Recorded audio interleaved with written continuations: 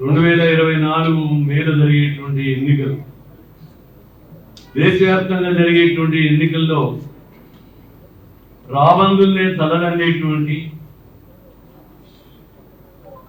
ఒక పెద్ద ఫ్యాసిస్ట్ మూక అనేటువంటిది ఇలా దేశంలో తిరిగి అధికారంలో రావడానికి అన్ని రకాల ప్రయత్నం చేస్తూ ముందుకు వచ్చినటువంటి విషయం మనందరికీ తెలుసు. ఇంతకుముందు సాంబశివరావు గారు, వీరయ్య గారు చెప్పినట్టుగా అనేక విషయాల్లో ప్రజా సమస్యల పరిష్కారంలో విఫలమై ఈ దేశ సంపదనంతా కార్పొరేట్లకి కట్టబెడుతూ కేవలం దేశభక్తి నినాదంగా జపిస్తూ విదేశాలకు సేవ చేస్తూ సామ్రాజ్యవాదులకి జూనియర్ భాగస్వాములుగా మారి అంబానీ, ఆదాని లాంటి కుబేరులు ప్రపంచ కుబేరులుగా మారడానికి ఈ దేశ సంపదనంతా దోచిపెడుతున్నటువంటి నరేంద్ర మోడీ, బీజేపీ, ఆర్ఎస్ఎస్ ఆ ప్రభుత్వం అనేటువంటిది ఎలా ఈ దేశానికి కొన్ని ప్రమాదంగా మారింది అనేటువంటిది వామపక్షాలు చాలా కాలం నుంచి చెప్తా ఉన్నాయి. కాంగ్రెస్ పార్టీ నూతన ఆర్థిక విధానాల్ని, అదేవిధంగా కార్పొరేట్ అనుకూల విధానాల్ని అవలంబించి ఒక ప్రజా వ్యతిరేక విధానాన్ని మూటగట్టని ప్రభుత్వం నుంచి దిగిపోయిన తర్వాత ఆ విధానాన్ని మరింత ముందుకు తీసుకెళ్తూ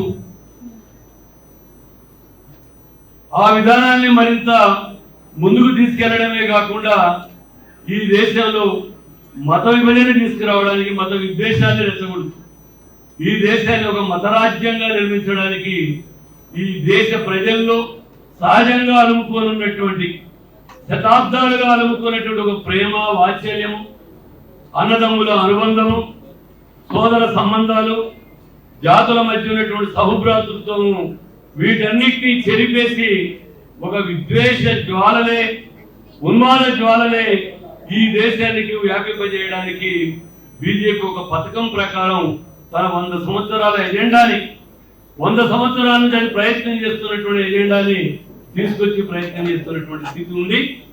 దానికోసం మరొకసారి 2024 ఎన్నికలు రావడం కోసం అది ప్రయత్నం చేస్తున్నటువంటి స్థితిలో ఈ రాష్ట్రంలో ఉన్నటువంటి వామపక్ష పార్టీలు సిఏ అమలుకి వ్యతిరేకంగా ఒక సదస్సు జరపాల, రాష్ట్ర వ్యాప్తంగా బీజేపీ అనుసరిస్తున్నటువంటి కార్పొరేట్ విధానాలకు వ్యతిరేకంగా, మతోన్మాద విధానాలకి, ఫ్యాసిస్ట్ విధానాలకు వ్యతిరేకంగా ప్రజల్ని సమాయత్తం చేయాలనేటువంటి పద్ధతులు మనం ఒక కార్యక్రమాన్ని తీసుకోవడం జరిగింది. అందుకే ఈ దేశంలో స్వతంత్రోద్యమంలో పాల్గొన్నటువంటి చరిత్ర ఆర్ఎస్ఎస్కి లేదు, ఆనాటికి బీజేపీ పుట్టలేదు.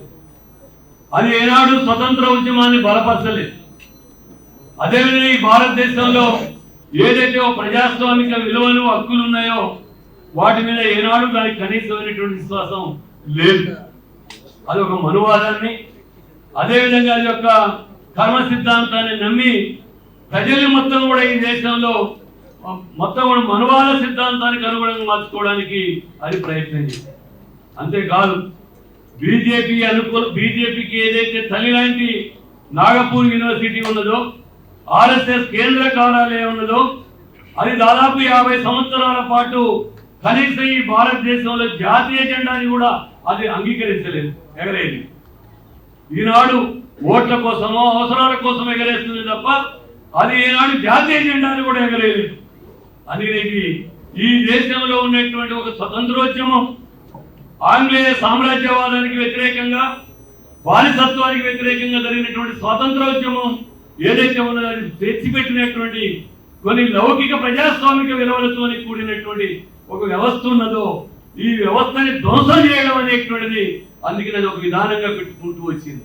అందుకే ఈ దేశంలో మనుషుల్ని మనుషులుగా చూడటం, మనుషులందరినీ సమానంగా చూడటం, అదేవిధంగా మనుషులు, జాతులు, అనేక రకాల భిన్నత్వాన్ని కూడా అన్నింటినీ అంగీకరించడం, సంలీనం చేసుకోవడం కాకుండా అది మొత్తం కూడా విద్వేష జ్వాలలు లేపి ఆఫ్ఘనిస్తాన్ను, పాకిస్తాన్ను, మరొక దాన్ని చూపించి భారతదేశాన్ని కూడా మెజార్టీ మత రాష్ట్రంగా మార్చాలనేటువంటి కుట్రలు, కుతంత్రాలతోటి ఈ దేశంలో తన ఎజెండానంతా జరుపుకుంటూ వస్తుంది. 2014 తర్వాత కాంగ్రెస్ యొక్క పాపాల ఫలితంగా, కుంభకోణాల ఫలితంగా దేశంలో పెరిగినటువంటి అసంతృప్తి ఫలితంగా దేశంలో సరైనటువంటి ఒక వామపక్ష లౌకిక ప్రత్యామ్నాయం అనేటువంటిది వేడుకొని ఉండలేనటువంటి ఫలితంగా మతోన్మాద బీజేపీ అధికారంలోకి వచ్చి ఇవాళ మొత్తం కూడా తన ఎజెండాని బయటికి తీసి ఇవాళ అన్ని వ్యవస్థల్ని ధ్వంసం చేసి ఈడీని కేడీగా మార్చింది.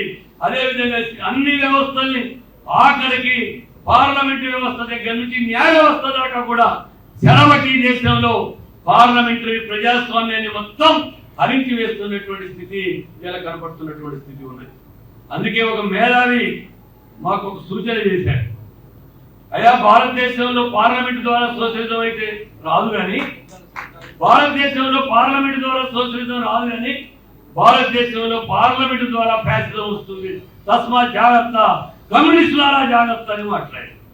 అందుకనే ఈ దేశంలో పార్లమెంటరీ వ్యవస్థని నాడిని పట్టుకొని పార్లమెంటరీ వ్యవస్థని దాన్ని చేజిక్కించుకొని అన్ని వ్యవస్థల్ని చేజిక్కించుకొని ఈనాడు విద్యా వ్యవస్థలో మార్పులు, చరిత్ర శాఖలో మార్పులు, మొత్తం అన్ని రంగాల్లో మార్పులు వచ్చి ఇవాళ ఎన్నికల ముందు ఈడీ ఇంత యాక్టివ్ అయితే ఎప్పుడన్నా ఈ దేశ చరిత్రలో ఉందా?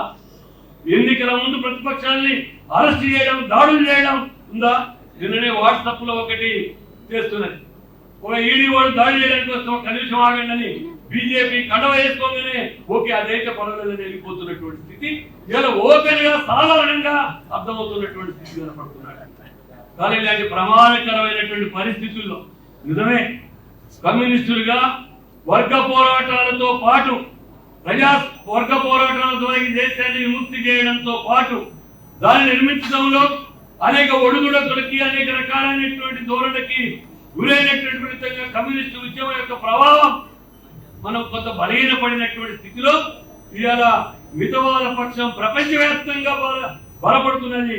ఆ మితవాద పక్షంలో ఉన్నటువంటి ఫ్యాసిస్ట్ శక్తి అయినటువంటి బీజేపీ లాంటి వాళ్ళు కూడా భారతదేశంలో అధికారం చేజిక్కించుకొని ఇలా చెరబడుతున్నటువంటి పరిస్థితి కనబడుతుంది. ఇలాంటి స్థితిలో మన వర్గ పోరాటాలు నిర్మించడంతో పాటు ఈ ఫ్యాసిజాన్ని నివారించడానికి అదేవిధంగా పార్లమెంటరీ కనీస ప్రజాస్వామిక విలువలు రక్షించుకోవడానికి ప్రజల్ని చైతన్యం చేయాల్సినటువంటి అవసరం ఉంది అనేటువంటిది మనందరం భావించాలా, దానికోసం కృషి చేయాలి.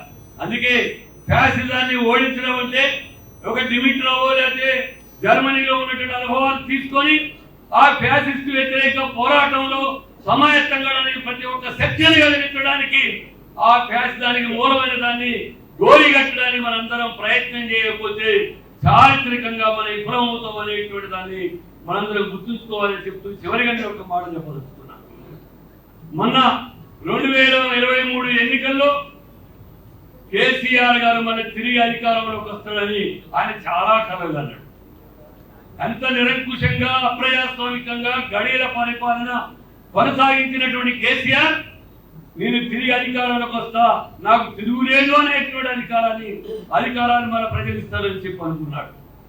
ఇవాళ కేసీఆర్ గారి పార్టీ పరిస్థితి ఏంటో టికెట్ ఇచ్చిన అభ్యర్థులే చల్లారే గందరంతం అవుతున్నటువంటి స్థితితో ముందే కొన్ని విషయాలు వేరే గారు చెప్పారు కనపడతా ఉంది. అందుకనే నియంత్రణకి అదేవిధంగా ప్రజల నేను నిరంకుశంగా వ్యవహరించే వాళ్ళకి ప్రజల పట్ల ఏ గతి పడుతుందో ఈ తక్షణ ఉదాహరణగా మనకి ఇలా మనకి స్పష్టంగా కనపడుతుంది. అట్లాగే ఇవాళ మన మధ్య విభజన తీసుకొచ్చి అన్ని వ్యవస్థని చెరబట్టి మాట్లాడేవాళ్ళని జైళ్ళలో పెట్టి అడిగేవాళ్ళు లేకుండా, రచయితలు లేకుండా, జర్నలిస్టులు లేకుండా, ఎవరు మాట్లాడేది లేకపోవడం లేనటువంటి నిరంకుశ రాజ్యాన్ని ఫ్యాసిస్టు రాజ్యాన్ని తీసుకురావాల్సినటువంటి మోడీ ఇవాళ తనకి భయం అవుతుంది. ఇవాళ మోడీకి మనందరికీ పైకి భీకరంగా కనపడుతున్నప్పటికీ రామాలయం నిర్మించడం 400 సీట్లు అని మాట్లాడుతున్నప్పటికీ లేదు ఆయన అనేక మంది కాళ్ళబేరానికి చంద్రబాబు నాయుడు లాంటి వాళ్ళ దగ్గరికి అనేక మంది కాళ్ళబేరానికి పోతున్నటువంటి పరిస్థితి కనపడతా ఉంది. అందుకే దేశంలో చాలా మంది పరిశీలన చెప్తున్నారు బీజేపీకి 200 సీట్ల కంటే ఎక్కువ రావచ్చు.